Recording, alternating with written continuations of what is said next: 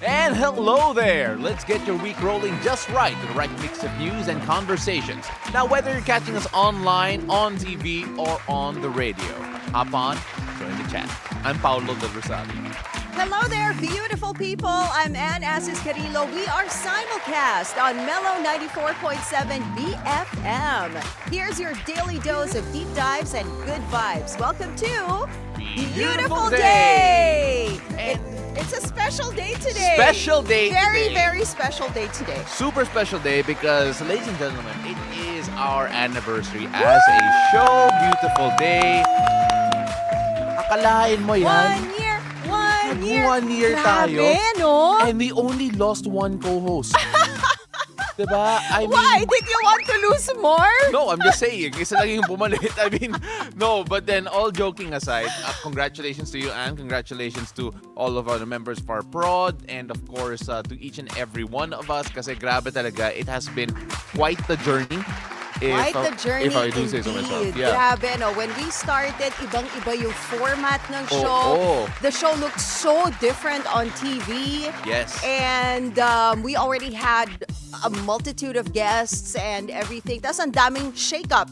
Kung sa DPWH may shake-up, nagkaroon din tayo nag-shake-up within the team. So, it was really an exciting and a really nice journey. Now, we learned so much. I was going to say, siguro can we not compare ourselves to the DPWH Hindi. muna? Kasi Wala medyo kasi kaming- embattled sila eh. Oo, yeah. Tsaka wala naman tayong mga flood control projects and all. Oo. Actually, binabaha nga tayo minsan eh, diba? Kasi syempre, I mean like just over the weekend over in Quezon City. Oh my God, Diba? that was Ibang crazy. klase. That was crazy. We can Oo. talk about that later. We But will. happy anniversary to Team Beautiful Day. Of course, to our prod team. Guys, great job. To everyone in the control room. All our crew here who have helped us Yes. all these months. And to us, yahoo! Of course. I mean, I'm really Oh my happy that we goodness. got to this point. Of course, looking forward to a lot more. Now, remember, you can also catch us on social media if you're watching us on TV. Remember, you can catch us on Facebook and YouTube. Where at, Ann? Facebook and YouTube, you can like, share, and comment. We are also, aside from being simulcast on Mellow 94.7 BFM, we are also on the Facebook page of Mellow 94.7 BFM. So there are so many ways to join the show, and feel free to send your messages if you want to greet us happy anniversary. Thank you in advance. And also, if you want to have, you have messages for us, you have questions for our guests later on. Dahil anniversary natin today, we got a jam-packed show. For our hangout later on, we have Ice Seguerra, OPM icon Ice Seguerra, joining us to talk about his brand new album, Being Ice. Yes. And of course, sa Weather HQ naman, we're still talking about a little bit more about health here because Malabon in particular has launched Puro Kalusugan. It's a program meant to boost community health services, bringing the health services closer to the communities at syempre dahil, palabas-pasok yung ulan, Yeah, right? It's yes. really important talaga to be able to be more accessible to the health providers and of course have better access to them as well. So we're gonna find out how Malabon does that as well. But we also have another reading. We are reading-based hangout later on. Yes, kasi last week we talked to Ms. Sharin C. Yeah. Of Book Nook. Today we are talking to people from the National Book Development Board. They're mobilizing the youth to solve reading crisis. And of course, apart from that, we also have some serious news kasi mamaya makita natin yung swearing in of new DPWH Secretary Vince Dizon. It will be at 8 a.m. Kaya stay tuned. We'll be with you through all of that. But of course, with all of this, parang dami nangyayari bago. And I think it's because it's September 1. Oo, pumasok na yung Burr Oo. month, di ba? September 1, a lot of things are happening today aside from it being our anniversary Of course. today. I mean, like, kapag September 1, normally may sumisilip eh. Oo, merong sumisilip, may nagbabadya. Oo. Na-defrost na. Defrost, ito. Yan. Uy! Talking about, Kuya Pom! alam mo si Pops, Yosemite Chan! and then, di ba? Oh my God. Merry Christmas! Christmas in the Philippines has officially started. You know, we have the longest Christmas season in the world. Talaga, alam mo, sumisikat na si Poms eh. Mahilig siyang sumingit na ganyan. Remember when he surprised you during our segment with Master Hans? Kaya nga okay si Oo, Poms eh, kasi pang Halloween yung mukha niya, pang Christmas rin, pang lahat. I like Poms. Yan ang tunay na for all seasons. Star for all man seasons. of all seasons si Man of all Poms. seasons. Oo. So for those who don't know, for those just watching it and medyo confused, si Poms po is one of our most beloved crew members dito sa BNC. Ayun, no? Ayun, no? Ayan. Thank you, Poms. Happy anniversary Hello, sa atin. Poms! Of Oo course. nga, no? Kasi we have listeners on Mellow 94.7. Hindi nila nakita yung video. So we showed this video where there's a picture of Yosemite Chan peeking from the corner. And then our crew member, si Poms, lumalabas siyang ganyan. But you Then know what? touching I would Yosemite always Chan's say, image. syempre if you're on radio and you're curious to see how it looks like, go check us out on all the places that we mentioned a while ago, on That's Facebook and right. YouTube as well. Also sa BFM Facebook, because we're simulcast. Yes. All right. But let's get the show rolling by checking out what's rolling on the road, Ann. Yes, let's check the situation in major roads at this hour. Guys, here's what's happening along EDSA Quezon Avenue flyover. Ooh, very busy on the left side of your screens. You're seeing vehicles heading to Quiapo. Heavy traffic already building up on that stretch. Opposite lane, same situation. You're seeing vehicles heading to Quezon Memorial Circle on the right side. Moderate to heavy traffic on that lane. Now, here is a look at EDSA Orense in Makati. Left side of your screens, those are the vehicles heading to Pasay City. Light traffic at this hour. On the right side, same situation, everything green and grow. On the right side, you're seeing vehicles heading to Shaw Boulevard. Now, heads up to motorists. The expanded vehicle number coding scheme is in full swing. It's a Monday. So vehicles with license plates ending in 1 and 2 should be off the road right about now until 10 a.m. and again later from 5 p.m.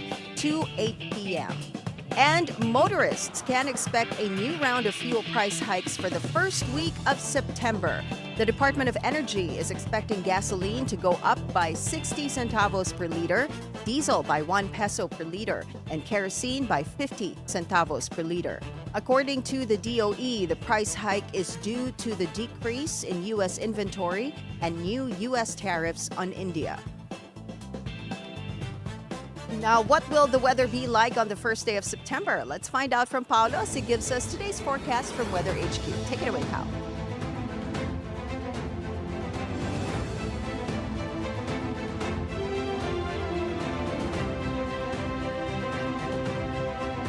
Thank you so much, Anne. There are currently 2 weather systems affecting the country today. Let's start off first with southwest monsoon. Now, southwest monsoon will continue to bring rains to the western sections of central and southern Luzon. Now, Visayas and northern Mindanao will also be affected by the southwest monsoon. Now, a second is the low pressure area located 695 kilometers east of Daet, Camarines Norte. Now, let's start off first with the LPA. Now, according to Pag-asa, it says that the LPA has a low chance of developing into a tropical cyclone. Now, that is within the next 24 hours. Now, still, it will bring cloudy skies with scattered rain showers and thunderstorms over the Bicol region, Aurora, Bulacan, Quezon, and Rizal. Meanwhile, over in Metro Manila and the rest of the country, as well as the rest of Central Luzon, Calabarzon, and Mimaropa, now those will continue to experience cloudy skies with scattered rains due to the southwest monsoon. Now, the entire Visayas is also under the influence of the hanging habagat. Now, expect cloudy skies with scattered rain showers and thunderstorms. Now, over in Mindanao, particularly in Zamboanga Peninsula in northern Mindanao, as we go down south, there you go.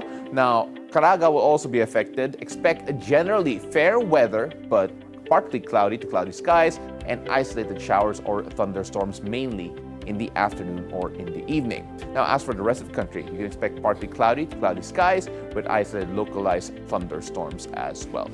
Now, a lot of weather systems to look at here, but let's take a look at the Pag-asa's heavy rainfall advisory for today. Moderate to heavy rains are expected due to the LPA affecting Quezon, Camarines Norte, and Camarines Sur. Meanwhile, Habagat will dump 50 to 100 millimeters of rain over Occidental Mindoro, Palawan, and Antique. Residents in these areas must remain alert as rains may trigger flash floods and landslides. Now, for motorists, make sure you drive slowly, avoid flooded roads, and check your vehicles before traveling. We've seen a lot of that on social media lately with vehicles stranded in the flood waters. Now, tomorrow, the southwest monsoon will continue to bring rain to Occidental Mindoro. Residents are advised to prepare as these rains may lead to flooding or landslides. Now, students, workers, and motorists, make sure you plan your travels ahead, leave early, and always keep your emergency supplies ready. Now, for our sea conditions today, good news, there is no gale warning in effect, so boaters and fishermen can expect generally calmer and safer waters. Seas will be light to moderate, but small vessels could still experience some waves, so extra care is advised. Now, remember, even with favorable conditions, safety should always come first. Overall, great day to be out at sea, but stay vigilant, plan ahead, and keep safety as your top priority. And of course, check your local weather. Now, on the first day of the Burr months, DILG Secretary John Vic Remulla announced a suspension of classes in all levels, public and private, including government work this Monday due to inclement weather in the following areas: Pampanga, Metro Manila, Cavite, Bulacan, Laguna, Rizal, and Quezon. Camarines Norte, Camarines Sur, Albay, Catanduanes, Sorsogon, and Masbate are also affected. Occidental Mindoro, Antique, Negros Occidental, and Northern Samar as well. Now, residents in all of the mentioned areas are urged to stay safe, monitor weather updates, and follow local advisories. That's a lot for the weather, Anne, but back to you. Thank you so much, Pal. Now on to our top stories this morning. President Ferdinand Marcos Jr. has accepted the resignation of DPWH Secretary Manuel Bonoan. Taking his place is current Transportation Secretary Vince Dizon. According to the Philippine Chamber of Commerce and Industry, Dizon is known for the quick and effective implementation of projects. Tune in to Bilyonaryo News Channel later at 8 a.m. as Secretary Vince Dizon takes his new oath in Malacanang. So this came as such a big surprise yesterday afternoon when this was announced, this whole shakeup in the DPWH and Secretary Dizon being reassigned to head the department.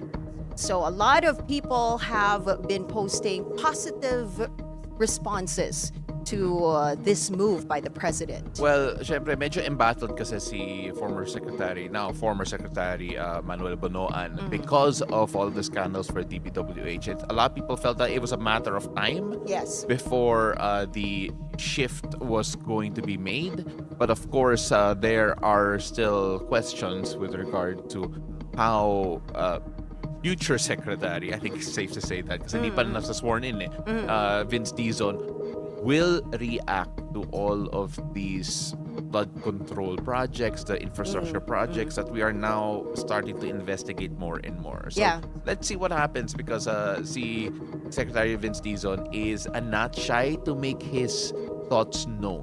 Now, whether or not at this scale, how effective that will be, we're going to find out all together. I feel like he is really a man of action, you know, and also a lot of politicians, people in the government have been posting on their social media platforms that they believe that this is a good move by the president to assign Secretary Dizon to head DPWH, like Senator Ping Lacson posted on his socials.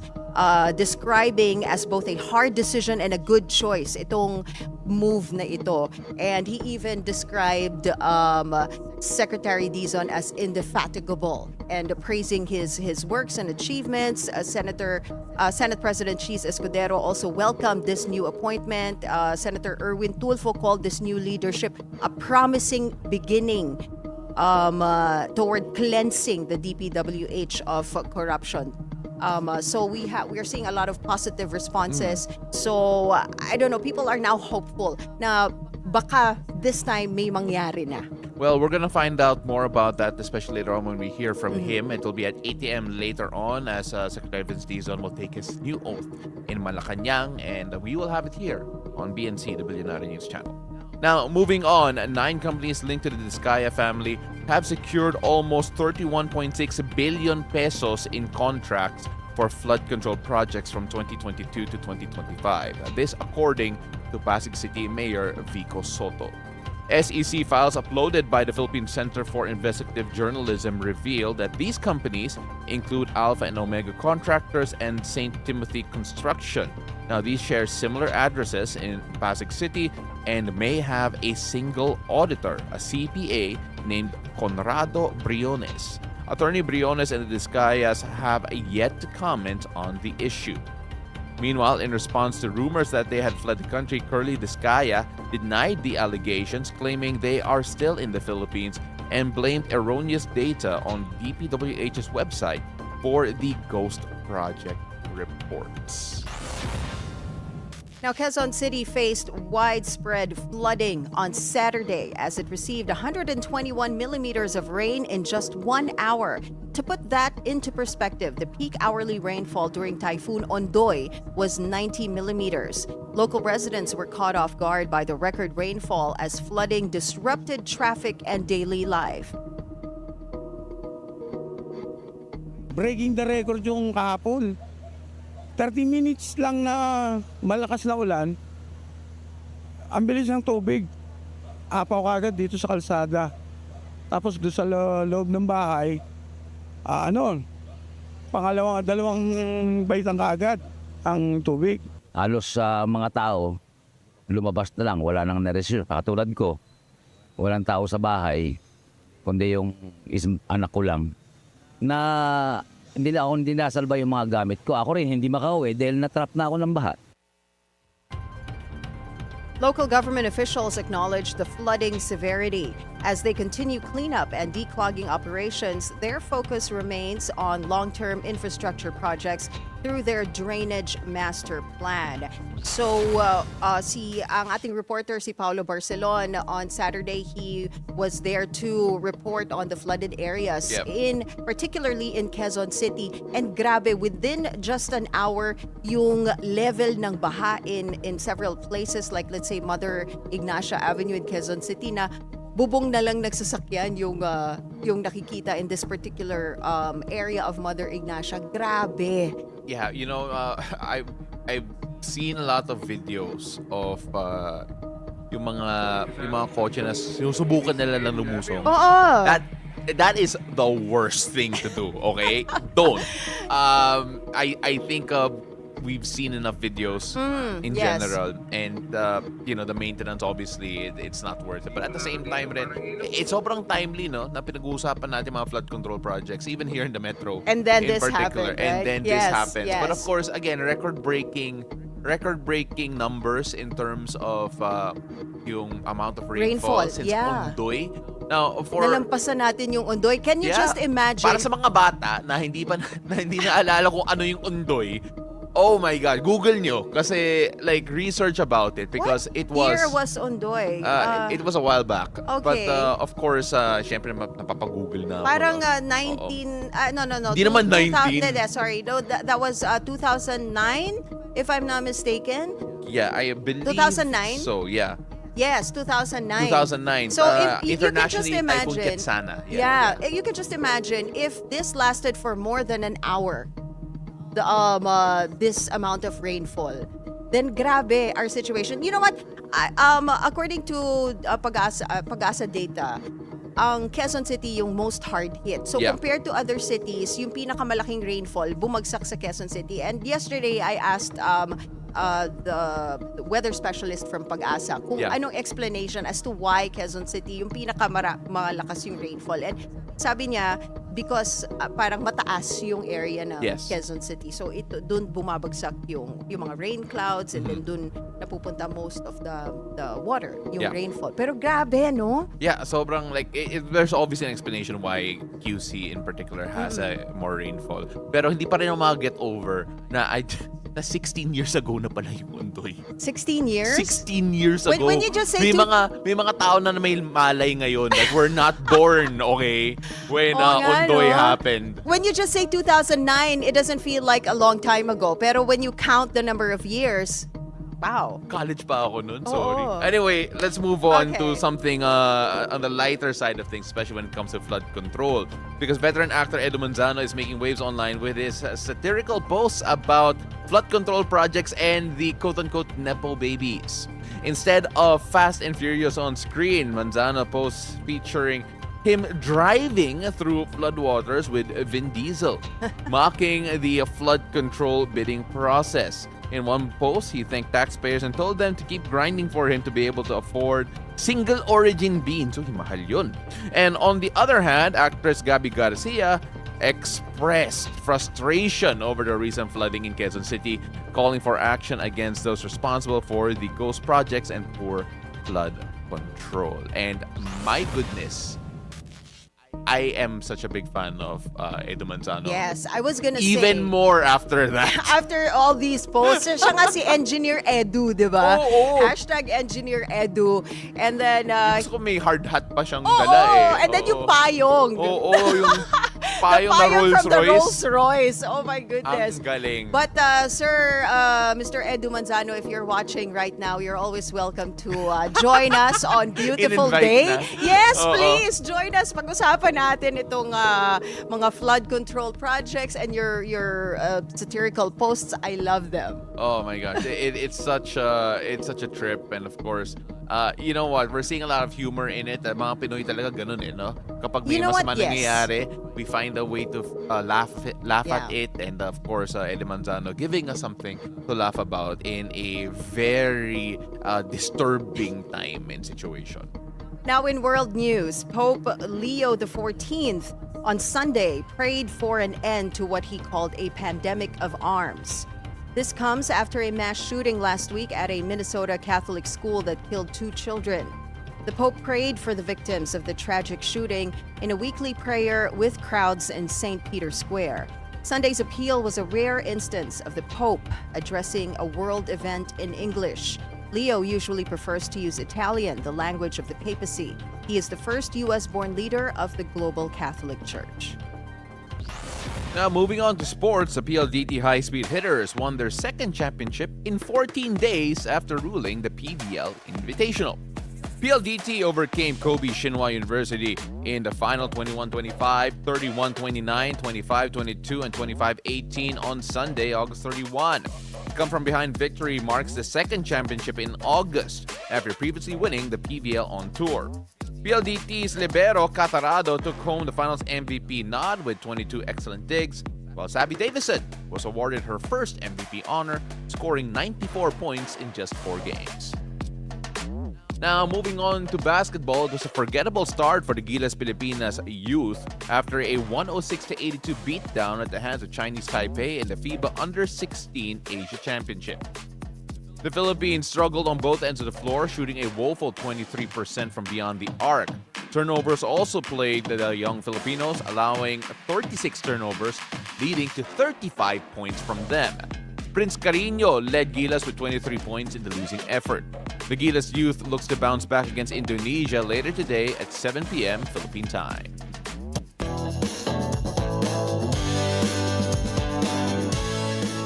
Now, here is our first cup of tea this morning. A horror movie retakes the top spot on the weekend box office after briefly giving the crown to K-pop. It's not really, for me, I feel like it's not horror. It's more like a thriller, I guess. Basta pag horror pinag-uusapan, if you can classify it as horror, count me out. Kasi I'm not, aminin ko eh. Kasi, look, if kung horror siya, at hindi kong masapak kung yung ano, I want to talk about the villain, pero baka kasi Wag na, spoiler, baka baka may spoiler hindi siya. pa nakakapanood. Oo, wag na. But Wag na. there are Don't talks. be that person. I'm not mentioning, but the villain 8th will be moved to the 6th and 12th respectively. Fans can use their existing tickets for the new dates or get a full refund if they cannot attend. Despite the date changes, Coldplay will still play 10 nights at Wembley Stadium, breaking the joint record set by Take That and Taylor Swift for most shows at the venue in a single year. ang ganda kapag maganda yung infrastructure, no? Oo. Diba? Ang ganda, planado lahat, planado. Yes. Pati strike planado. Oy, wala kami dito, ha? Oo, Hindi ba? revelation. No. They said kasi na they're not getting rid of that Jumbotron. Oh, yeah, no, it should be yes, there. Yes, with people telling them kasi na, parang It should only invasion be, of privacy. to be fair, they should, only real couples should go see Coldplay together, okay? Kung hindi, kung like, kung... Not that we're it's- condoning, of course. Yeah, not yung- condoning. But can I just Yes. say, Oasis has said, alright? Oasis has said na wala silang Jumbotron, kaya okay lang. Pero Oasis yun. So let's see how this will change during attendance at Wembley. I think they'll still be packed for Coldplay. Yeah, but still be 100%. packed, of Yeah. course. Now, we are excited because a special guest is joining us this morning. Later on Day Mix, we are going to be catching up with OPM icon Ice Seguerra as he talks about his latest album released earlier this August, Becoming Ice. Don't miss that conversation. Beautiful day. We'll be right back.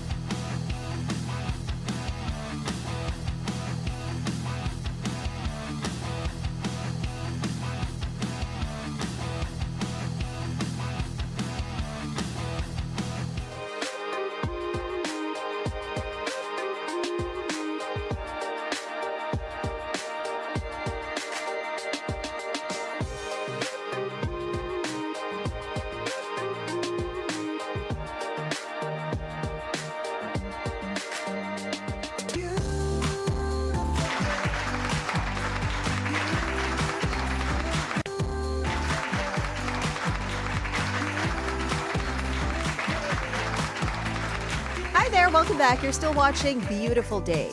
Our first guest today is an actor, OPM icon, and a director. From being a child actor to becoming an enduring household name in showbiz, Ice authored a triumphant story of a metamorphosis. That's what his new album, Being Ice, is all about, released earlier this August. Here's Ice Seguerra, ladies and gentlemen, on Day Mix.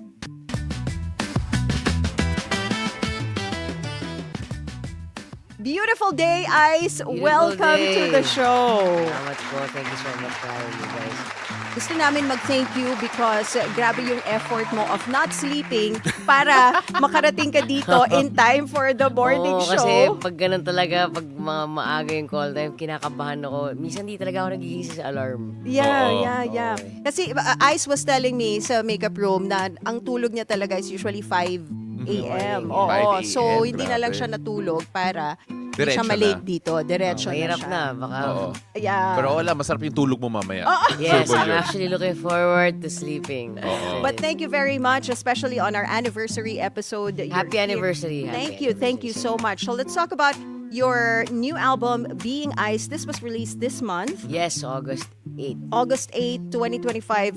This is your first full body of all original work in nearly a Yes. decade. Is that correct? Actually, first all-original album ever. Ever. Ever, yes. Oh. Oo. So Being Ice, how does that title resonate your life right now? And after a decade, why was it yung parang bakit ngayon yung finally unveil mo this project? Well, this is my first album also as Ice Seguerra. Yeah. Of course, I mean, most of you guys know me as Ice Seguerra or knew me as Ice Seguerra. And of course, when I transitioned, kasama na yung pangalan doon. And at the same time, siguro parang medyo kahit paano nagmamature na ako. Okay. Ready na ako for mature, mature Oo nga, roles. mature roles na. But siguro, you know, with maturity comes courage, diba? To tell my own story. Not with other people's words, but through my own words. And siguro yun, ngayon, mas hindi ako takot to fail. Mas excited ako na mas makilala ako ng mga tao. Because I'm on my 38th year then in the industry. Grabe, yeah. Yeah, so parang I think it's about time na makilala nila kung sino talaga si Ice Seguerra. You know, 38 years in the industry, but first full album na lahat original. Kanina nag-uusap tayo, and some of these songs are actually been in the oven for a very long time. If I'm not Yes, mistaken, yes. one of them 15 years Yeah, yung ago, ano, yung ideation niya. So when you talk about yung process na to, and then of course taking a look at, like, let's say yung baul mo to try and pull out all of these songs and put it all together, how was that process like? Kasi it feels like parang autobiography in a way yung album na to. Well, actually, totoo yun. Siguro kasi may, like, with that song, no? Kaya medyo matagal siya. Kasi I have never seen myself as a songwriter talaga. Nagsimula ako artista, and then naging singer ako, diba? Nagsimula akong beauty queen pala muna. Because of Little Miss Philippines. Yes. Iba yung path ko talaga eh. Kasi di ako tumangkad. But anyway, yung songwriting talaga parang I never knew na, you know, I had it in me. Yeah. You know, I would write stuff and then matitigil siya, like with that song I was telling you about, yung Wag na lang pala. Nasulat ko siya as an exercise, songwriting exercise. Pero for the longest time, natigil siya sa first chorus. And then that's it. As in, ilang beses ko siyang binabalikan, never ako nagkakaroon ng kasunod sa kanya. And then, so tinabi ko muna. And then, years after that, actually, yun yung pinakamatagal na kanta bago nagtapos, but siya yung pinakahuling na isama sa album. Really? Yeah. So parang it had to take my wife, Liza, to say, "Love, please help me. Sit down and help me with this." So, you know, because that's how we are, my wife and I, like, we would discuss things, and then, syempre, mas talented yun sa akin pagdating sa pagsusulat talaga. Okay. So, nung nakita niya, sabi, sige, I'll help you with this. So, co-writers na kami dun sa song na yun. And then, finally, nabigyan na siya ng third verse, nabigyan na siya ng bridge, and nagkaroon na siya ng twist na maganda sa dulo. Sabi ko, yun talaga eh. Sometimes, especially art, hindi mo siya talaga pwedeng madaliin. Yeah. Alam mo yun, parang lalabas siya at its own pace. Your mom, si Mami Karing, Yeah. she passed away last June. Yes. Was your mom able to get a chance to listen to the initial recordings of the album? Oo, alam mo, sobrang buti na lang talaga. Because si Mama, papunta kami ng gig. And traffic sa Marikina that time. Sabi ko, sige Mi, sabi ko, may bago kong album na ginagawa. Sabi ko, tapos ko na i-record, di pa tapos yung mixing, pero gusto ko marinig mo. So she was able to listen to the songs pa. And when we were doing the parang live sessions, nandun pa siya nun eh. I think, napanood pa niya yung isang song na ginagawa namin. So, happy din ako na kahit papano before lumabas. Alam mo yun, sabi niya, parang iba yung mga kanta mo ngayon, bata. Sabi niya sa akin. So, me, medyo, yun talaga yung tunog ko eh. Sabi ko gano'n sa kanya. Ganda, tuwa siya. Sobrang medyo kakaiba nga daw, pero masarap pa rin sa tenga. And my mom kasi, she's always been that person na, siya yung aking critic ko yan eh. Hindi siya yung tipong kagaya ng ibang moms na mag-appear ka lang, oh, very good yan. Hindi ganun yung mama ko. So, kapag nanggaling sa kanya na nagustuhan niya yung ginawa ko, naramdaman niya yung ginawa ko, yun, badge of honor sa akin. Can we find yung mom mo in any of the songs sa album na to? Dito wala pa. I'm sure the next one, halos lahat yung puro sa kanya. Kasi, ang meron dito sa song na to is for my dad. Okay. Yung Nandyan Ka. Kasi my dad naman passed away 5 years ago, noong 2020. And may nasulat ako ang kanta sa kanya dito. But, when my mom passed, ayun, may mga nasulat ako ngayon, pero halos parang medyo tula form pa siya eh. Yeah. Hindi pa siya song. But, yeah, I feel like marami dun. Sa next album will be about my mom. you had a recent post on your Instagram account, yung Dear Mom, I miss you. I was able to see that. And they say, you never really get over the loss of a parent, no matter how long, the time has passed. Totoo How yun. do you cope with the loss? I just go through it. I think, I don't think there's any other way. Parang, but ang sabi ko sa sarili ko, if I feel like crying, I will cry. Kasi ako yung tao, honestly, na sinasabi ng iba, di ba nga, pag kumakanta ko, I show a lot of emotions. Pero when I'm like faced with real problems or real feelings, I don't really like to feel it. Alam mo yun? I Yeah. don't- Yeah. But sabi ko this time, parang I think I owe it to my mom na if I have to cry or if I have to be sad, haharapin ko yun. Kasi parang hindi ko siya malalampasan eh. I don't think I'll heal properly if iiwasan ko itong mga ganitong big feelings. And I'm just blessed that, my wife is there. Alam mo Yeah, yun talagang, if I feel like crying, andyan siya. My brother also, sobra kaming mas, I think, naging close ngayon. Nag-uusapan kasi namin. Of Yeah, course, I'm also yes, checking up yeah. on him and my friends. Yeah. And of course, the fans, sobrang grabe yung outpour ng kanilang pakikiramay at pagmamahal. So, ang laking bagay. Right. There's a new MV, Shelter of the Broken. That's Yeah. my favorite song in your album. Yeah. Really? Yeah, Oh, I thank love you that so song. much. I love it. You mentioned it's a tribute to those battling depression. And Yeah. syempre kanina you were just talking about yung mga emotions mo and how open that you're trying to be. And syempre there's a bit of empathy na kailangan when you're talking about people undergoing that battle, going through that battle. Gaano ka-importante yung that you're able to pay tribute to those battling depression and letting them know na hindi sila nag-iisa. Kasi minsan yan talaga yung, isa sa mga sanhi kung bakit sila depressed. Well, I've had depression since early 2000. So, medyo matagal ko na rin siyang pinagdadaanan.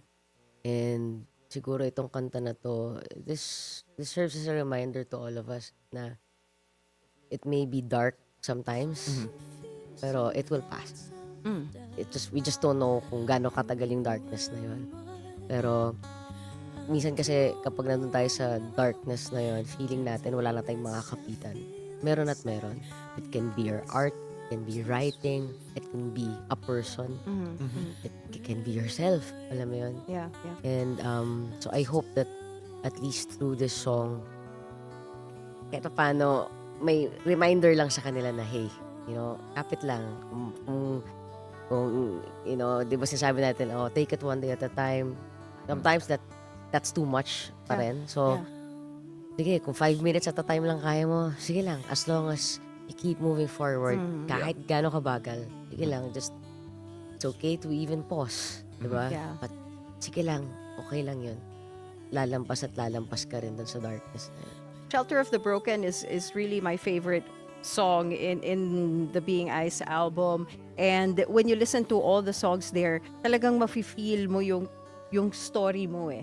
'Di ba? And then it feels so sincere, it feels so heartfelt, and parang emotionally layered din siya, like the other songs like Lost in Time, Ikaw Pala Yun. Oh, I love it. Which You guys listen to the Yeah, album. of Thank you, I course. appreciate that. Which song do you feel most personally connected to? Wow, that's such a hard question. Kasi syempre, the 6 songs there, I've written most of the lyrics talaga and some yung music nun. Yung dalawa dun, asawa ko yung sumulat. Yeah. Di ko masabi alin dito kasi parang sa isang punto ng buhay ko, ito yung kanta ko eh. So parang to say that ito yung pinaka nakaka-relate ako. Paano yung ibang parts? Hindi talaga. yeah. So, lahat sila talaga. And siguro kaya sobrang special itong album na to sa akin. Kasi, siguro yung mga past albums ko, I've had amazing songwriters to write songs for me. And I'm just blessed that I was able to, interpret their stories. But now parang iba yung pakiramdam pala ng sarili mong kwento, yung inikwento mo. Na hindi mo siya ini-interpret. You're actually telling your own story. So parang they're all my babies. Yeah. That's it. No, and so, like we talk about yung mga blessings when it comes to working with those you love. Of course, si Liza working with her. Yung proseso na yun, how was that like in the sense that, kasi napaka-personal yung album na to. Napaka-personal lahat ng mga songs. And I'm sure, as much as you already share with her, iba pa rin when you put it to music eh. Like, Yeah. how was that like? Kami ni Liza, lumabas na maganda yung collaboration namin parati. Una-una nakikinig ako sa kanya dahil asawa ko siya. Alam naman natin Good na advice, nangyayari, good. di ba? Oo, tama, Kapag hindi ka tama nakikinig yan. sa Of asawa course. mo eh. Oo. Right? Yes. Right. Sabi nga nila, happy wife, happy life. Exactly. Yes, sir. Pero buti na lang talaga. Sabi ko nga sa kanya, parang ikaw yung pumalit kay mama ko. Na pagdating sa, ano siya eh, she's very appreciative sa mga bagay na feeling niya dapat niyang i-appreciate. She's also very critical when she needs to be critical. So parang ang and I like that. Okay. Because she keeps me balanced eh. Kumbaga, mas nahanap ko yung tama akong gawin because of the feedback. So, and ang maganda kay Liza, she's very generous when it comes to collaborating with you. Yung mas kukutkutin pa rin niya yung utak mo. And dahil mas kilala niya ako, feeling ko mas kilala niya ako kaysa kilala ko yung sarili ko eh. So, ang dami niyang mga nadadagdag na mga bagay-bagay na, oo nga no, actually nararamdaman ko nga yan. Alam mo yung gano'n. And sobrang na-surprise ako kasi not just that, not just with the songwriting, but even, she's one of my co-producers also. Yeah. So, even with how it's arranged, even my singing, alam mo yun, she'd tell me na, I think, love, meron ka pang kayang ibigay dito, or sakto tong ginawa mo dito, I really felt this, blah, blah, blah. So, ang sarap lang na, alam mo yun, I'm not just sharing my life with her, pero I'm sharing basically everything with her, and I love it. I love it. Speaking of your wife, Liza. Akala ko nandito siya. Dito pala, may pa-surprise pala kami sa'yo. Come on in. Hindi. Pero nung birthday niya, you dressed up in drag for Yes, her I did. birthday. Oo. Oh, can you tell us more about that Okay, story? so, actually, kasi, ano tawag dito, matagal, long overdue na yung drag party na yun. Kasi nga parang, nung nag-40th birthday siya, pandemic. So, hindi na natuloy. Hanggang sa, anyway. So, parang, we have a drag club, yung Rampa. Yeah. Sabi ko, love, do you wanna do your party sa Rampa? Oh, yes, ganyan-ganyan. So, syempre, nag-invite na kami ng mga tao, blah, blah, blah. And then, nagpaparinig na siya. Sabi niya, parang, kung sabihin hindi ka magpe-perform, wala naman talaga akong plano. Kasi parang, syempre, inayos ko yung nag-invite kami ng mga tao. Pero parang, oh my gosh, parang pag di ako nag-perform, parang feeling ko madi-disappoint siya. So, nagparinig na naman siya nung siguro mga midnight na nung birthday niya. Ay, parang gusto talaga ako mag-perform ito. So, I messaged si Precious Paula Nicole. Sabi ko, Bebe, sabi ko, mukhang kailangan ko mag-perform. O sige, Daddy, akong bahala sa'yo. Punta ka dito sa club ng sa rampa ng 7 p.m. Paano ko aalpa sa asawa ko? 7 p.m. Siyempre ako yung kailangan mag-asikaso ng mga tao, di ba? Tama. Sabi ko, love, may mga kailangan lang kong asikasuhin, blah, blah, blah. Anyway, so punta ako na alas 7. Sinabi ko sa kanila, ito yung number na gagawin natin, yung SNM ni Rihanna. Kasi syempre dapat kabisado ko na. Kasi syempre ang lang matatayo lang ako doon, but no, may dance number. Yes, of course. course. So, nag-rehearse kami nung sayaw. Tapos, sabi ko, sige, since minsan ko lang naman gagawin to, let's do the work. So, All out na. mula hair, hanggang paa, naglagay na rin ako ng nails. Hanggang ngayon, nandun pa rin sa yung glue. Hindi pa natatanggal Hindi ko yung glue. matanggal. Ano ba yung glue, nakikita mo? Yeah, I can see. Ayun. So, sabi ko, and then, worth it naman. Kasi pagkalabas ko talaga, kita ko sa mukha ng asawa ko, sabi ko, pogi points to. So, may pogi points ko, nag-drag ako. Yan. So, ang saya naman, sobrang saya. Syempre kasi when you make them smile, when you make Oh, them yeah. laugh, it makes everything Tsaka worth it. tinipan ako eh. Tinipan. Tinipan ako. Sobrang galing ng performance mo. May Oo, tip yung kasama. syempre. Yeah. That was the best birthday gift. I'm sure. I don't even know how to top that. Grabe. It takes a certain amount of courage. Yes, diba? yes. So we're gonna pull up a viral video of yours Oh, actually. no. Oh no, bigla. no. Oo nga Which eh. one? Sabi ni Ice. Which one? Good luck diba? sa mga mag-aalmusal, pasensya na po. Hindi, ito viral video of yours singing Disney's Under the Sea. If I'm not mistaken. Under the Sea? Oo. Ano to?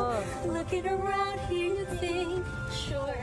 Part of he's the got world. Part of your everything. world pala. Oo, sorry, I've Under got the Sea. gadgets and gizmos and play. I've got who's it's and what's it's galore. You want thingamabobs? I got 20. I love it. I love it. I love it. I'm a frustrated Disney princess po kasi. Aren't we all? Aren't we all? I really love that song. Kaya, ano siya, video kay ano ko yan eh. Video Yan yung song go-to ko mo. yan. Go-to yan. Isa sa mga go-to ko.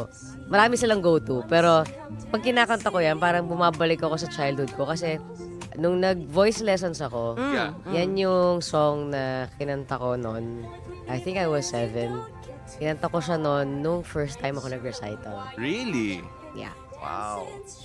Bagay naman, ganda eh. Oo nga eh. No, I love it. I mean, like, it's always been one of yung mga go-to sa mga recital actually. Totoo. In general, oo. So let's talk about yung upcoming shows mo. Yes. September 12 and 13. And Yeah. then, if I'm not mistaken, Vic Soto is going to be Yes. one of your guests. Does it feel like, syempre, doon tayo nagsimula, di ba? Yes, In Bulaga, Little Miss Philippines. Does it feel like a full circle moment? Oh, it As a is. former child star in Eat Bulaga. It is. And siguro hindi lang dahil doon ako nagsimula sa ano, pero siguro the relationship that we've built, no? Kami ni Tito Vic, parang it transcended showbiz eh. Yeah. And siguro that's what I really love about him. Yung parang, dahil parati kami magkasama, hindi lang sa Itbulaganan, but sa Okay Cafe ko, umabot na sa point na during weekends, sa kanila ako nakikitulog. Okay. You know, I was with his kids. Yeah. Sila Ate Danica, sila Oyo, lumaki akong kasama sila. Sa isang kwarto kami natutulog magkasama. So parang,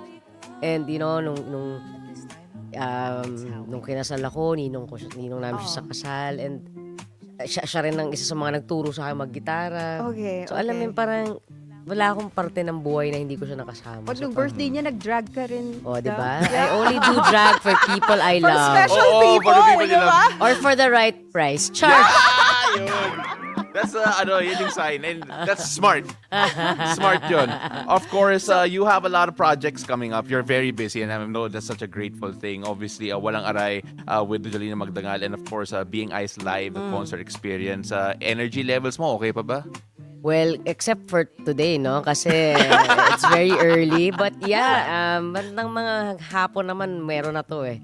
But yes, I'm really blessed that, you know, I'm doing something I really love. Alam mo yun, and getting, you know, and this is my livelihood also. Diba? So, yun, like what you said nga kanina, I'm doing a play called Walang Aray. Sa PETA yan. But I'm also doing my concert, Being Ice, the live experience. So that's September 12 and 13 at the Newport Performing Arts Theater. So 2 nights mo magkasunod yan, but 2 different shows. Yes. Yes. So the So first... watch both. Yes. Kasi nga, ano siya eh, nagkataon na birthday ko. Diba? And anniversary ko din. And, you know, ang dami nangyari sa buhay ko nitong ilang months na to.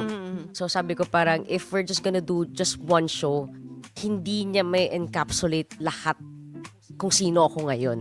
So parang, okay, September 12, it's my birthday. I love to video okay. Okay, let's do a video okay party. Video hits on Video September 12. hits on September 12. But, September 13 naman, it's more fun, you know, it's more of like, I wanna introduce Ice to people. This is Ice sa likod ng Ice Seguerra ang kilala ninyo. Okay. The stories and the songs that, you know, kumbaga, yung mga kanta na kinalakhan ko, mga naging inspirasyon ko, at the hits, of course, that, you know, the fans have loved mula noon hanggang ngayon. And of course, the new songs will be there as well. And kaya nandoon din si Tito Vic sa September 13 kasi syempre, it's a very special day din for me. It's part of, he was a part of your, A very he is a big- part a of very your big part life, of my right? life. And you have a treat for your fans today, September 1st? Yes, September Yes. 1st. Dahil birthday ko po, ay punta po kayo ron sa aming, sa aking, ano tawag dito? Sa aking Facebook page. And makikita ninyo, actually lahat ng social media accounts ko, makikita po din nyo dahil September 1 ngayon, meron pong discount ang isang, I think, ano nga bang silver yata yun? Bronze, I think. Bronze Bronze and and silver. silver. Yeah, may Yeah. discount ang bronze and silver just for today. Okay. Just for today because September 1, kick-off ng aking birthday month. So just for today, may discount po ang bronze and silver. Oh, So, okay, before we let you go, Ice, because we're running out of time, but thank you so much again for being here. This show is called Beautiful Day. What makes your day beautiful? Well, my wife. First thing I could think of, my wife. Ice, maraming salamat. Really appreciate you for sharing and really being honest about everything. Kasi grabe, there's so much emotion put into being Ice. Yeah. And we're so excited na more people understand about Salamat. everything. And can't wait to hear more about your show. Maraming salamat. I hope you coming. guys can watch. Thank you so much. Of course. Thank you so much for being here with us today. Ice Seguerra, ladies and gentlemen, on Beautiful Day. Thank you. All right, so after the break, we're going to move on because the city of Malabon recently launched a program bringing health services closer to its residents. Find out how it works as I speak with Dr. Bernadette Bordador about the city's new Puro Kalusugan program after the break. Beautiful Day will be right back.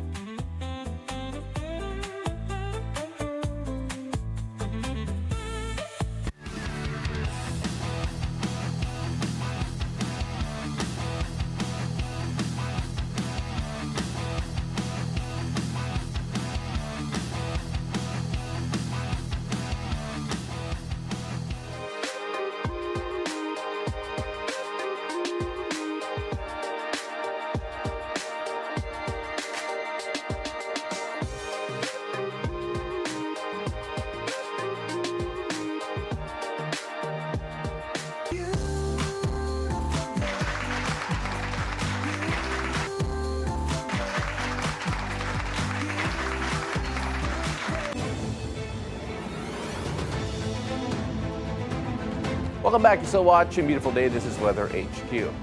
Now, there are now challenges in the city of Malabon. Of course, Puro Kalusugan is trying to boost community health services. Now, to tell us more about the program and how it works and what it means to the people of Malabon, we're joined via Zoom by Dr. Bernadette Bordador, Acting City Health Officer of the Malabon City Health Department. Magandang umaga po, Dr. Bordador. It's a beautiful day. Yes, magandang umaga po. Doc, let's start off first with Puro Kalusugan. Ano nga ba ito at ano po yung overall vision for this program para sa mga mamamayan ng Malabon? Yeah, Puro Kalusugan is actually a collaborative project with the Department of Health on Dr. Herbosa's 8-point priority agenda. It's bringing 8 priority services sa pinakamaliliit na unit where we can bring health services. So, 8 serbisyo yun that includes immunization, maternal and child health, safe motherhood, water, sanitation and hygiene, nutrition, infectious diseases like TB, HIV, and STIs, sexually transmitted infections yon. Also, non-communicable diseases that are medyo problematic ngayon. Of course, road safety, medyo bago, but we need to tackle them. And cancer prevention. Interesting po that you mentioned road safety is also part of the programs po. Bakit po ba yung Yes. road safety naging issue in terms of We health? want to prevent injuries that happen on the road dahil more and more we get cases of victims of road crashes. So we need to educate the public about how to be safe on the road. So naging preventive na rin po yan. So when we Yes. talk about yung mga specific health challenges po or yung mga gaps na naging inspirasyon kung bakit kailangan yung programa nito, what are those challenges and gaps? Right now, kasi we have increasing in the morbidity mortality rates. Matataas po for non-com, cancer, yung mga ganyan. Although also we have problems with infectious sa TB, tumataas siya kahit na ang tagal-tagal na natin itong nire-respondehan. Also the problem with HIV. Malabon is not exempted from increasing cases. Kaya kailangan po nating tutukan at dalhin sa mga community ang mga services that can respond to these needs. Also for health financing through YAKAP, PhilHealth YAKAP program that gives access sa mga hindi pa miyembro ng PhilHealth. Na-mention nyo po na yung TB, tumataas po yung mga kaso kahit matagal na ina-address. Are there any reasons specifically po kung na-identify po ninyo kung bakit tumataas yung numero ng mga kaso? Yeah, kasi ang TB treatment takes a long time, 6 months minimum. Tapos they need to take so many drugs at one time. Kaya ang problema doon is usually patient compliance. Feeling nila, pagka nakainom na ng saglit, or maybe say 1 week, tapos nag-i-improve ang kanilang symptoms, feeling nila okay na yon, na hindi naman. Kasi we need to complete at least 6 months to make sure that the bacteria is gone. Ganun. There are 8 particular focus areas that, if I'm not mistaken po, that Puro Kalusugan is going to try to address. Could you run through the 8 focus areas po? And siguro kung ma-identify niyo po kung ano yung biggest challenges po ninyo in terms of addressing these certain focus areas. Yeah. We begin with the National Immunization Program. This is providing vaccines for children in the priority group, usually yung 0 to 1 year old. Para sa mga bakuna, sa mga sakit na pwedeng prevent sana ng bakuna. So yan ay measles, pertussis, actually primary complex, polio, diphtheria, yung mga yon. We bring it, lagi naman kami kasama din sa mga supplemental immunization activities, pero we have difficulty reaching target, which is 95%. Parang kukunti yata bata sa Malabon, parang ganon. But we're doing everything. Tapos maternal and child, sa mga buntis, prenatal, they need to come to us for prenatals and postpartum checkups. Medyo hindi rin ganun kataas pa ang aming rates para dyan, but we're doing everything. We have barangay health workers, barangay health education officers who go down sa community para maghikayat ng mga buntis, including adolescents, to come to the facilities for check-up. Kung hindi naman, we bring their, kahit nga vitamins, dinadala na for the, kaya may Puro Kalusugan, dinadala na po sa mga bahay-bahay din nila yon ng mga health workers. There's also water, sanitation, and hygiene that's bringing clean, potable drinking water sa mga facilities, and in the community, especially during disasters. Prone po tayo, di po ba, dahil pagdating ng bagyo, usually inaabot kami ng mga tubig sa mga kabahayan.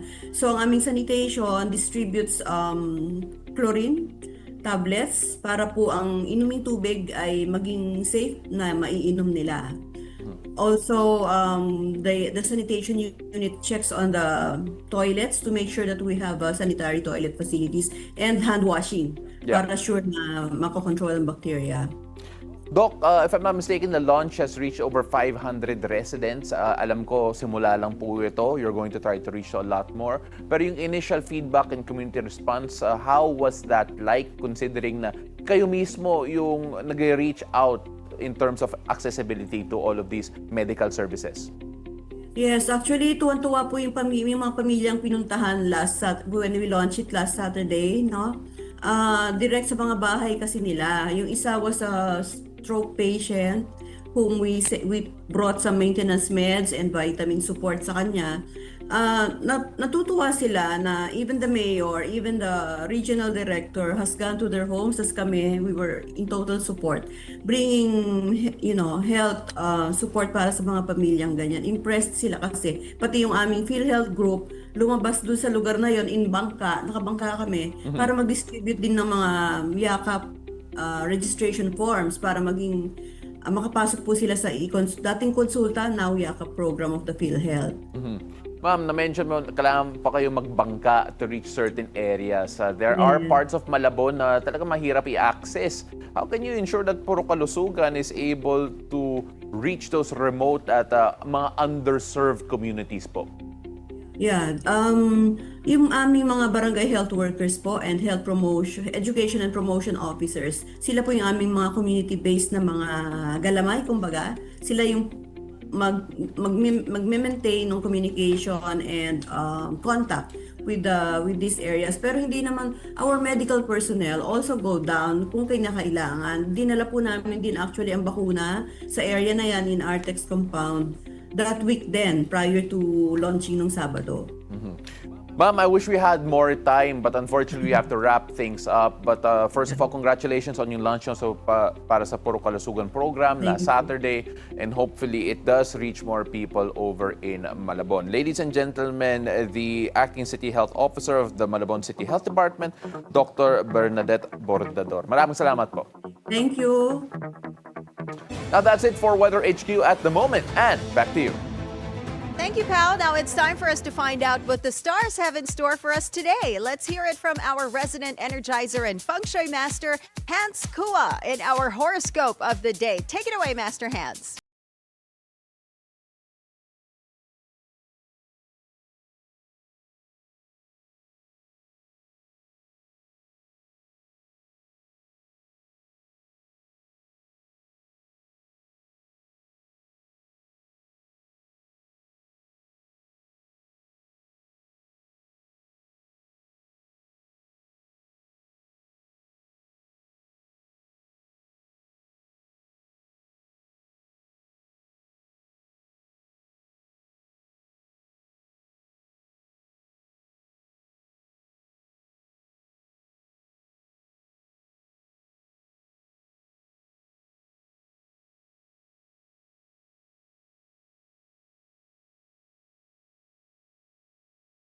Hindi ito parusa. Silver at 7.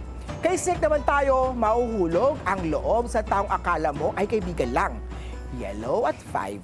Ito naman! Kev the Horsey, bawasan ang kape. Kung nanlalata na, baka sobra ka na sa caffeine. Beige at 4. Kay Ship naman tayo, dumarating ang biyaya mula sa hindi inaasahang source. Violet at 9. Monkey naman tayo, ingat sa madulas na sahig o mga basang kalsada. Orange at 2. Kay Rooster naman tayo, may gustong mag-sabotage. Bantayan ang paligid. Cream at 6.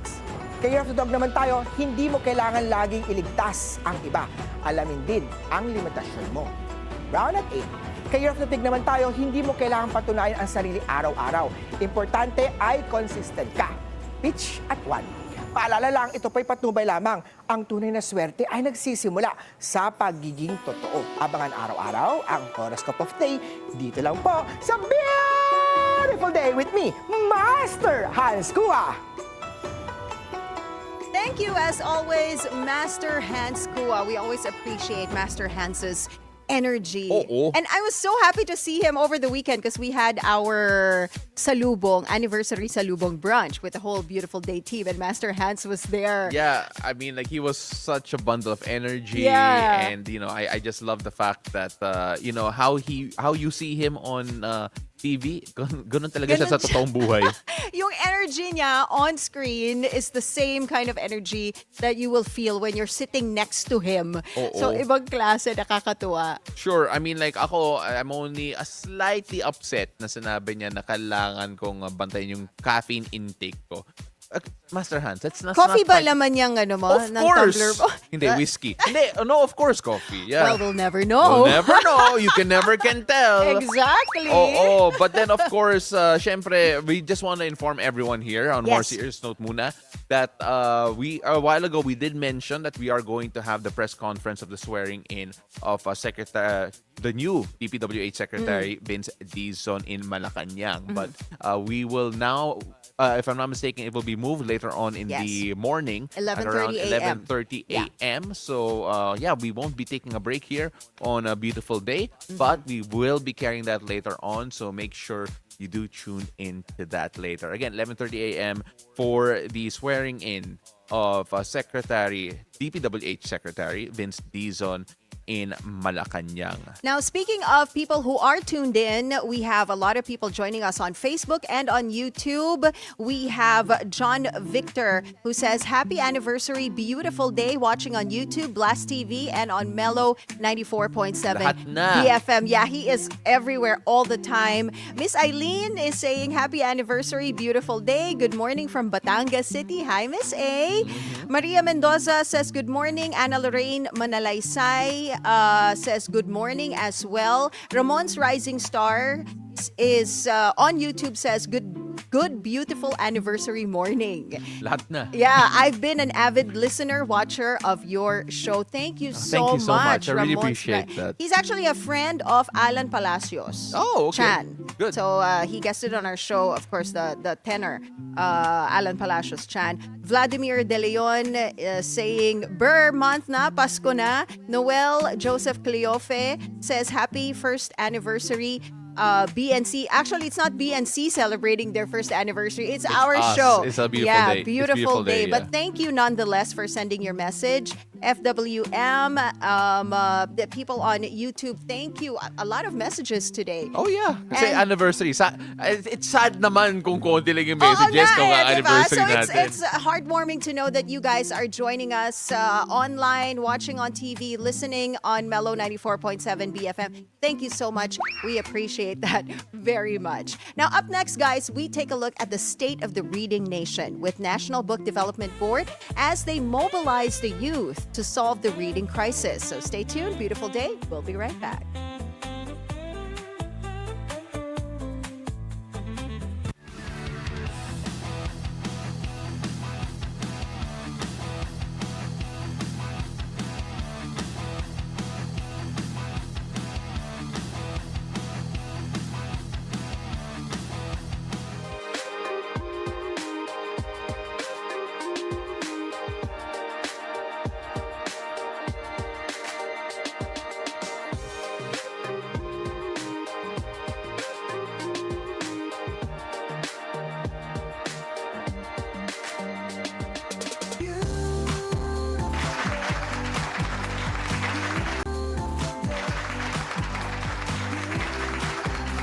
Hey, welcome back. You're still watching Beautiful Day. There is a reading crisis, and the kids are gonna solve it. That's according to the National Book for Development Board of Philippines, who gathers the youth through Readers Rising Hackathon for a Reading Nation. Now we hear more from the NBDB in the Hangout.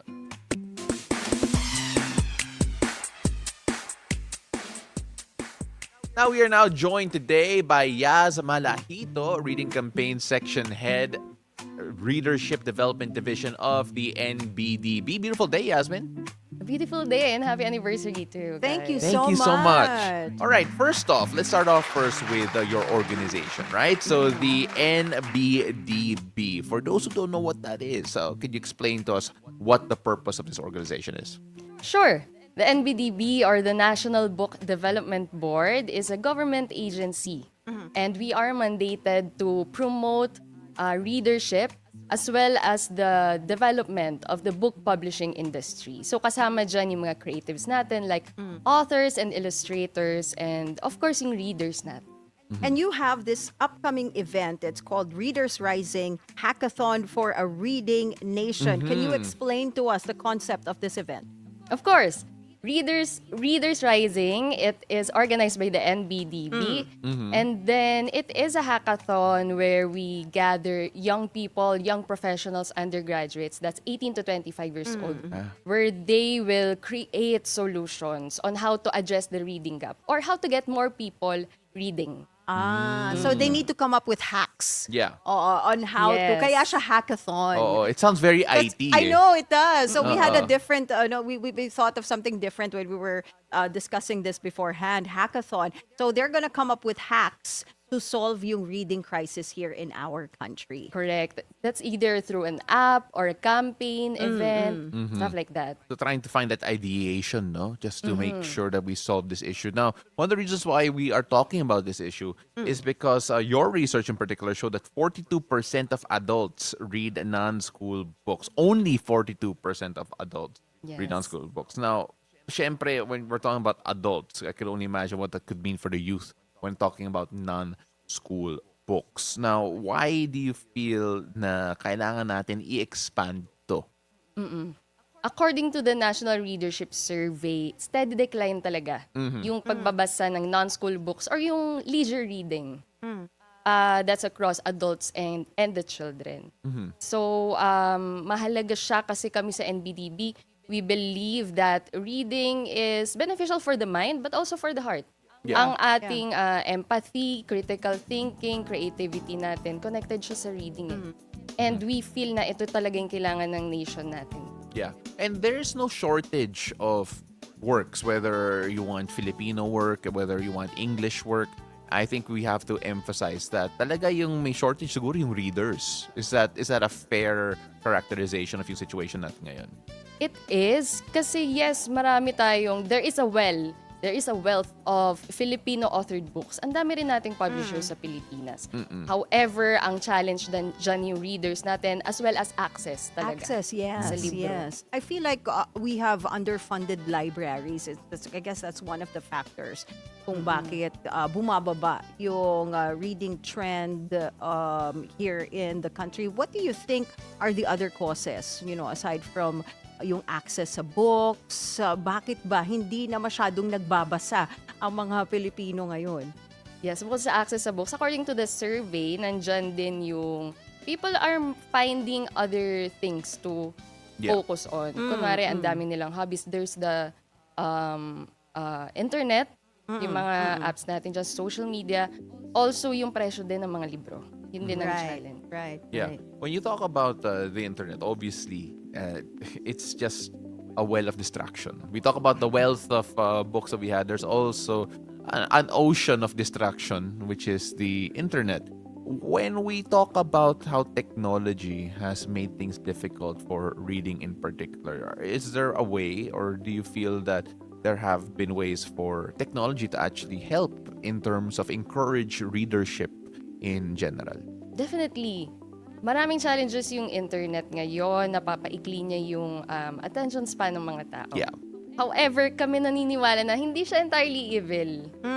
Pwede natin siyang gamitin to promote readership. Also, nakikita rin natin yung trend na yung reading hindi lang siya sa books eh. Pwede siya sa Kindle, Yes, audiobooks, and that's right. may mga online na readings din. People are reading through TikTok. Yeah, Yung mga yeah. ganon Yung tayo. book talk. Yes, Right? and book Yeah, talk also. yeah. Yeah, book talk. Yeah. So TikTok is now big on book recommendations and yung Yes. book talk. Is your group NBDB, are you tapping into that? Yes, we are. Okay. Marami kaming friends na influencers na into books talaga. Okay. Marami, malaki ang circle. Kaso, hindi lang siya nabibigyan ng spotlight masyado or ang hirap niya i-integrate Yeah. sa panahon ngayon. We actually had Book Nook, actually. We're talking about partnerships. We had Book Nook on last week. How's that partnership going? And of course, what kind of impact does it have to have that type of support from corporations as well? Yes, we are friends with the Book Nook from SM. And actually, we also have the same name for one of our projects that is okay. called the Book Nook Book rin. Nook Project. Okay. But that naman is from the NBDB. Same thing, community, reading spaces, reading centers throughout the Philippines. Actually, we have 113 Book Nook sites. Wow. It's from the north to down to Tawi-Tawi in Sitangkay, the southernmost city in the Philippines. Ang kaibahan lang dito ay ang Book Nook namin filled with Filipino-authored books talaga. Yun yung pina-prioritize. I wanted to ask her the question that we were talking about when we guested Miss Shireen C here. We weren't able to ask Miss Shireen. Pero kasi 'di ba nagkaroon tayo ng argument na printed books versus Kindle versus audiobooks. May ganon. Do they May count? argument. Or do audiobooks Kindle count? for me, e-books and E-books, oo. physical books, for me, they're practically the same. But I feel like audiobooks, okay. does that count? Where do you stand on Oo, audiobooks yes. being part of reading? Oo naman. You think You audio... see? It is a book. See? It's in a the name. book. Oo. No, I mean, like, it's an, you listen to it. You Parang listen to it. podcast eh. For me, but at the same time, you still get information, diba? Yes. Yeah, but then- everything that the book wants to make you feel, all the emotions, you still get it. But you just don't read it. You Sorry listen to it. Naalala ko kasi yung nanay ko eh. Naalala ko sa yung nanay ko. Oh, you read with your eyes, not your mouth. Diba? I mean, But do you feel Ma, that it's evolving. Yeah, I know it it's is evolving. And do you feel that this, helps also up yung level ng readers, yung audiobooks and all these new technologies? Yes, especially among adults. Yung mga walang time, they listen to audiobooks sa car nila, during their commute. Oh, I do that. Yeah. Tsaka yung format niya, people are just reading books. Yun lang naman talaga yung papakinggan mo. It's very different They're just from a reading it podcast. out loud, diba? Yes. Yes. As in like chapter 1, everything. I am against this thought. But of course, you know what? Agree to disagree. Yan na lang. Okay, yeah, because I want to go and talk about this hackathon a bit more. Kasi syempre, we're all here to talk about obviously the declining leadership. We want to make sure that kids, even adults, start reading more. So when we talk about the mechanics of your hackathon, what was that gonna look like? We started with the call for proposals. Ang daming nag-submit na young people from different universities, from different cities in the metro and outside the metro. Ang brief namin sa kanila ay come up with a one-page project proposal that solves our problem statement for the year, which is how do you rekindle the love for reading among young Filipino adults? That is the problem statement that they will solve. So first day namin, we have workshops, mentorships from industry experts like attorney Tony Lavinia, Jackie Manabat. Yan. And then on the second day, they will pitch their idea, 7 minutes lang. Tapos feedback from the mentor judges. And then kung sinong pasok sa criteria namin, kung sinong magtatop, sila yung mabibigyan ng prizes namin. And what are those prizes, if you don't mind us asking? Cash prizes. Sali tayo doon, Pao. We're not 25 eh. Ayaw nga. 25 yung age limit eh. Mukha lang 25 at 25. 25 at heart. Yes. Pwede ba yun? Hindi, 25 in face na lang. Kaya hindi in heart. Oo. Pero if we ask you, like, what do you think is the hack? Yeah, what's your solution? Yeah, if what's you don't your mind us asking? solution? Hirap nun ah. Thank you for that wonderful question. Sorry, walang cash prize to ha. Walang cash prize, but now, if we ask you, what do you think is the answer to this problem? Paano ba natin pararamihin yung mga taong nagbabasa? I think i-integrate talaga sa daily lifestyle ng mga tao, and data naman shows that Filipinos are glued to their phone. Internet obsessed. So integrate natin sa internet. Right. And this is where audiobooks come in. Pero how can our viewers support NBDB if you also have upcoming projects in the pipeline? We would like to invite everyone to support this advocacy, this cause, by the National Book Development Board. You can follow us on Facebook. That's NBDB Philippines on Facebook, Instagram, and TikTok. Diba? We're on TikTok. And then, our Readers Rising Hackathon naman will be on September 13 and 14. That's a weekend. Although hindi siya open to everyone, we invite everyone pa rin to join our cause. Kasi simple lang naman yung goal namin dito. To get every Filipino's reading, have access to books, and find a book that will change their life.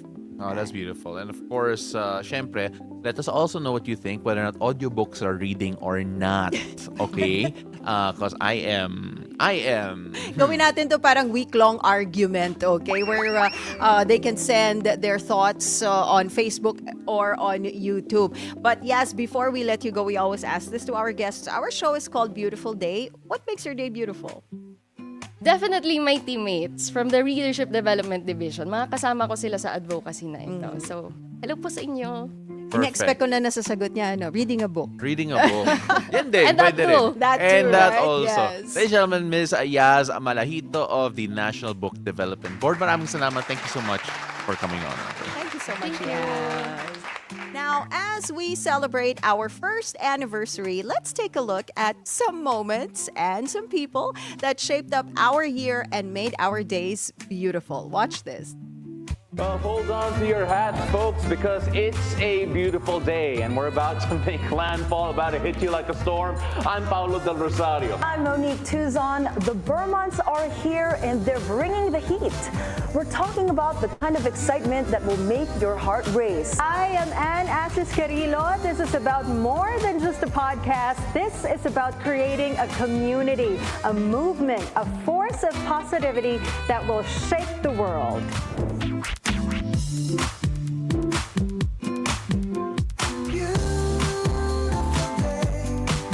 Hi, I'm Paolo of Beautiful Day. Congratulations on celebrating 1 year. Well, hopefully you guys have more, and I'll see you guys soon. Yeah, man! Makasaysayang araw sa Beautiful Day ng Bilyonaryo. 1 year na kayo. So, congratulations and thank you for being both informative and fun. So that time, we go on a beautiful day. It's a beautiful day. Indeed to say, happy anniversary sa inyo lahat. Happy anniversary, beautiful day. Thank you for being an awesome companion every morning. I wish you all more success and more beautiful stories to tell. Gusto ko lang batiin ng happy first anniversary ang beautiful day, diba? Sana marami pa po kayo ma-inspire at sana magtuloy-tuloy pa ang milestone nyo. Not just on your program, but of course, sa karera ng bawat isa. Hey, it's a beautiful day, team. Happy first year anniversary. From the very first time I guested on your show, you've made me feel like family. I'm so grateful for the love and joy and positive vibes you bring to us every morning. Here's to many more success and dreams to manifest together. Thank you so much. Happy anniversary, beautiful day, team. Thank you so much for inspiring us in your work, and just want to celebrate this milestone with you. Cheers to the success, and I wish you more years to come. Happy anniversary. It's a beautiful day. Thank you for when you guys were kind enough to have me on the show. I really enjoyed, and I'm sure this won't be your first anniversary. There's gonna be a second, third, even 100. So I hope you're ready for that. I hope you guys have a beautiful day today. Beautiful day! Ito yung naman ang horoscopes of the day sa Bilyonaryo. Bilyonaryo News Channel. Everyday po yan. Sama si Max Gaspo. Thankful ako at grateful ako. Naging part ako ng Bilyonaryo News Channel. Beautiful day. Everyday alam natin it's a beautiful day. Kaya tayo gumigising dahil bawat gising natin maraming mga mangyayaring blessings sa atin. Kaya everyday dapat start our day with good vibes at manood ng beautiful day. With me, Master Alsco. Happy anniversary. May you have many more years of giving us a great start to the day with information, entertainment, and syempre, beauty. Syempre, isang taon na namang magsusuklay ng kanyang buhok si Paolo at maghahasik ng kabonggahan si Andy. Pero sa buong team, congratulations, cheers, and mabuhay. That is making fantastic. me cry. Teka lang, First time I maiyak saw ako. it. First time you saw it. And again, dahil dyan may cake tayo, diba?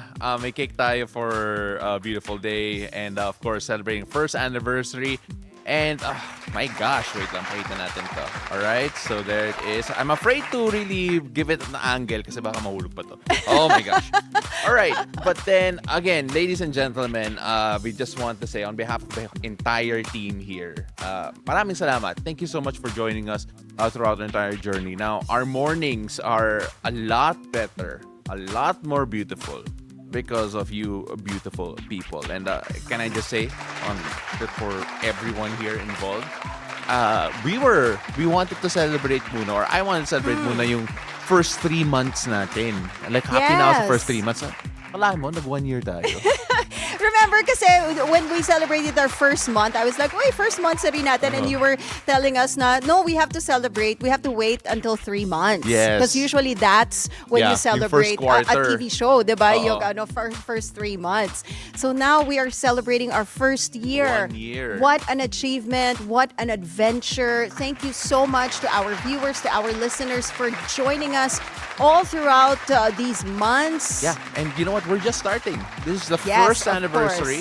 And we can't wait to Sabi nga celebrate ni much Rako, more. Sabi hanggang nga ni Rako, 100. hanggang 100. I don't know if I can do it for that long. 100 years old tayo. Oh, pero buti na lang na yung attrition rate natin, 1 host per year lang ata. Isa lang yung nawala. Wala nang mawawala. Tama na. All right, ladies and gentlemen, thank you so much for joining us here on our anniversary show this Monday, September 1. Thank you so much for spending the year with us, and we cannot wait for the next year with you. Months na, Christmas na, and this is an early Christmas gift for all of us here at BNT and Beautiful Day. Maraming salamat po. Ako po si Paolo del Rosario. Remember, keep it cool and take it easy. And I'm Asis-Carilo. Have a great day ahead, and always remember to choose joy and spread love and kindness wherever this day takes you. We'll see you again tomorrow, 7 a.m. to 8:30 a.m. only here on Beautiful Day! Happy anniversary! Tapon.